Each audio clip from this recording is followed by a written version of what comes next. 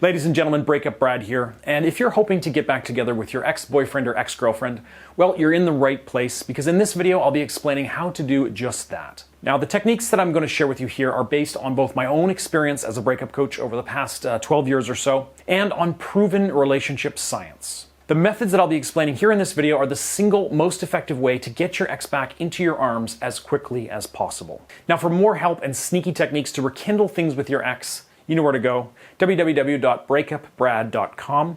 That's where you can watch my free full-length tutorial video, and also where you can pick up a copy of my best-selling X Factor Guide to Getting an Ex Back. Again, the URL for that is at breakupbrad.com.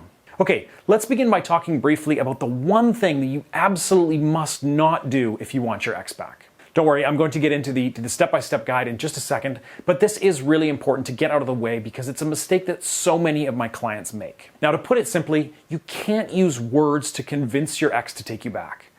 No amount of logic and reasoning is going to convince your ex that they should give your relationship another shot. Instead, you have to tap into their emotions and essentially make your ex fall back in love with you so that they'll ignore logic and give in to their feelings. Now, I hope that makes sense, and I do hope you take my word on this one. Because now we're going to move on to the 6-step plan that's going to allow you to get a second chance with your ex. And it all begins with step number 1, which is to accept the reality of your breakup. Now, unfortunately, the harsh truth is pretty simple. You and your ex are no longer together. Now, this can be tough to get your head around at first, but you do need to understand and accept that the relationship is effectively over, for now. One of the worst things you can do at this early stage is to deny the reality of your breakup. Pretending that it isn't happening or acting as though your ex is just going through a phase is not going to help your situation. You're no longer together because something in the relationship wasn't working. And that's where you're at right now. Now, it's at this early stage that a lot of you will probably be saying, well, Brad, I accept the breakup, but I really want to know if I still have any chance to get my ex back. Is there still hope, or is it over for good? Well, the easiest way for you to answer that question yourself is to take my free quiz at breakupbrad.com/quiz. So just head over there after the video, take 4 or 5 minutes to fill out the quiz, and you'll get a comprehensive score and results report based on your specific situation. Again, the quiz is at breakupbrad.com/quiz. And in addition to my free quiz tool, I've also made another YouTube video on this very topic to help you figure out exactly what your chances are and whether there's still hope to get back with your ex. Watch that video by clicking the little pop-up banner here in the top right, or by clicking the link that I'll put in the description below. Now, let's move on to step number 2, which is to give your ex plenty of time and space. So at this early stage, you may feel, compelled to reach out to your ex to seek closure or to seek an explanation as to why he or she wanted to break up in the first place. Resist these urges to contact your ex for now.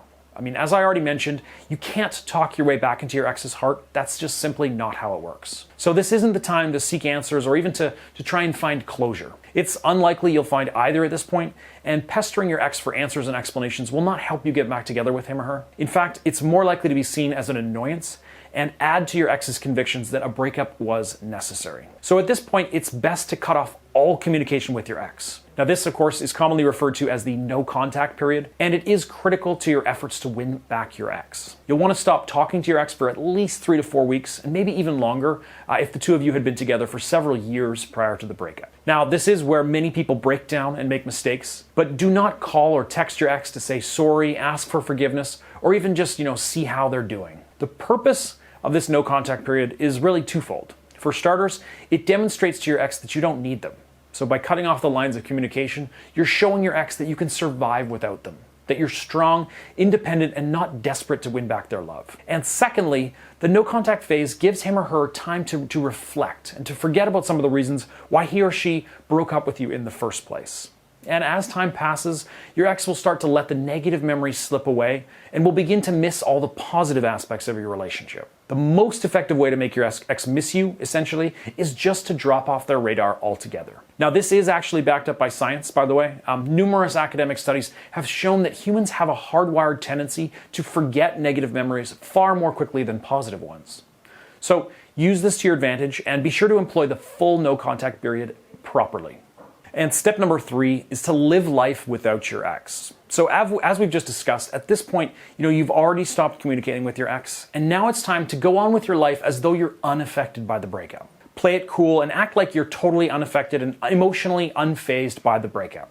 Now, exactly how you go about, living your life without your ex is really up to you, but try to keep busy. spend time with friends, immerse yourself in work or school, and pick up a new hobby. What you don't want to be doing during this stage is dwelling on your ex, creeping their Facebook timeline, etc. Instead, by living your life as though you're unaffected by the breakup, you're essentially removing your ex's safety net. If and when you and your ex start talking again, they'll probably be surprised to learn that you've been okay with the breakup, and they'll start to worry that maybe the safety net, which is their backup plan to get back together with you, may not exist after all. And that's going to add some urgency to things from their perspective and can really make them second guess the decision to break up. And additionally, in the unlikely event that the two of you don't get back together, you'll have spent the better part of a month learning to move on and live life without your ex. Either way, no contact is the right move in 99% of all breakup situations. And you can watch some of my other YouTube videos for more on how to use no contact properly and how to tell whether it's working as intended. Now let's move on to step number 4, which is to go on dates and carefully incite a bit of jealousy. Now this ties into the previous step that we just discussed, where you're moving on with life as though you're not affected by the breakup. And one of the most effective ways to do this is to go on dates with new people. Now I know you may not feel like it right now, and you may not even be interested in being with anyone other than your ex, but it's still going to help your cause if you can just go out on a casual date here and there. It's going to keep your mind off your ex, it's going to build your confidence, and it's going to help further establish a sense of urgency in your ex, because they'll start worrying that you might be moving on and could be potentially gone from their life for good. And really, you want them to feel that pressure. And it's helpful if they also feel a bit of jealousy when they learn that you've been dating other people.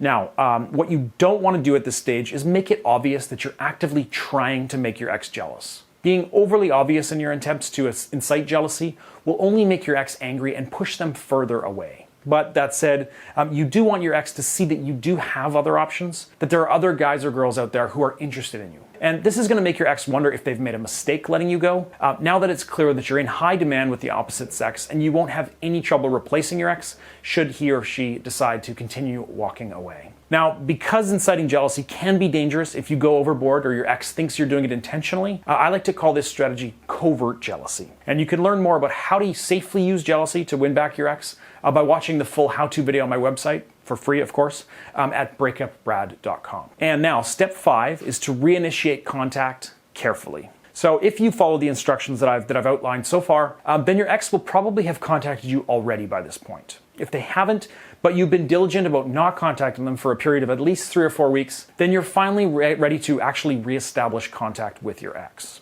So here are some key tips for contacting your ex for the first time after no contact ends.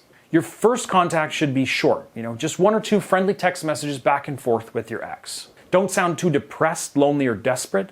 Instead, try to sound upbeat and positive when you talk with your ex. Don't discuss anything serious during the first contact. Keep it, lighthearted and limited to small talk.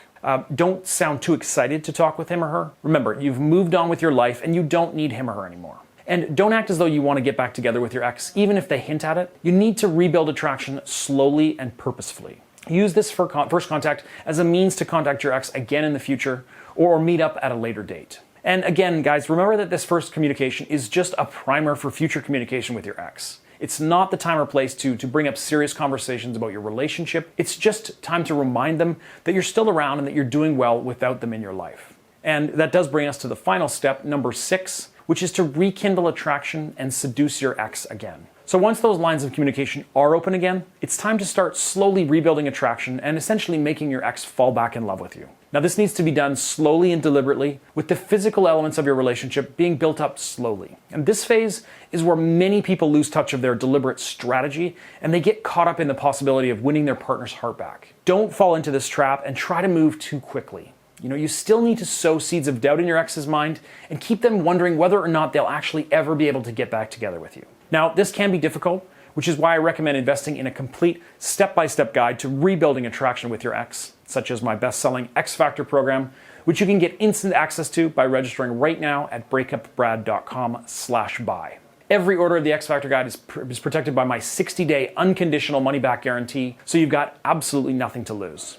Again, register right now and get started in the next 5 minutes by visiting breakupbrad.com/buy. So when you first meet with your ex, something that, again, I do recommend doing after you've reestablished rapport with your ex over text messages or by phone, always keep it casual, upbeat, and fun. Be sure to flirt lots and basically treat this step like a first date. as though you're seducing your ex again for the very first time. You want to make them laugh, make sure your ex always has a good time when you hang out with them, and build as much sexual tension as possible. All right, folks, that's a lot of information for you to digest, so I think I'm going to wrap this video up here. If you've got questions or feedback, you know what to do.